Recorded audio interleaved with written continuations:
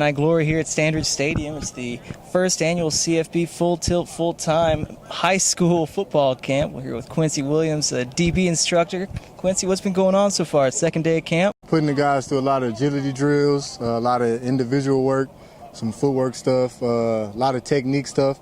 Just anything to help them get that edge on Friday night, you know what I mean? Help them get to that next level. How do you address the levels of development that you have to see through this camp? Yeah, well, of course, most of the older guys, they're a lot sharper through the drill, so I had those guys go through first to be an example for the younger guys to help them pick up faster. So we work with the older guys, and we expect the older guys to help the younger guys, too. It all trickles down. As a defensive back, in the secondary, you guys focus a lot about footwork drills. Could you elaborate on some of the stuff that you've been going through? We've just been getting through a lot of change of direction because, playing in the secondary, you got to keep up with the receiver. He knows where he's going. The DB doesn't. So, you got to be almost sharper than the receiver. So, we've just been emphasizing that. You had the middle school kids last week, this week the high school kids. In a few weeks, you know what, everybody's full pads, full tilt. How does this preparation, how does this prepare these student athletes for the upcoming season?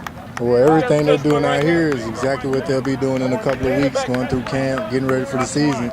So this is kind of just a little jump start, keep them fresh, getting into camp. Is there anything where we'd see throughout this camp where they're competing against each other, maybe receivers against DBs and stuff? Oh yeah, here in a couple of minutes we're about to do some one-on-ones and 7-on-7s, get the quarterbacks, running backs, linebackers involved.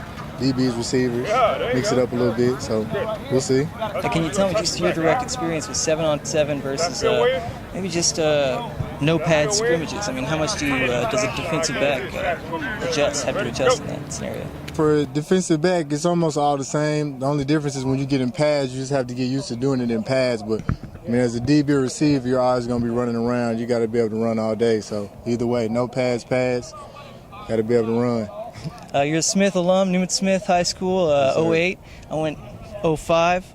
Can you just tell me, just being in Carrollton, how important is it to get these students out here at camps that are in their own hometown? It's really important. So, it's a lot of talent out here, great opportunity.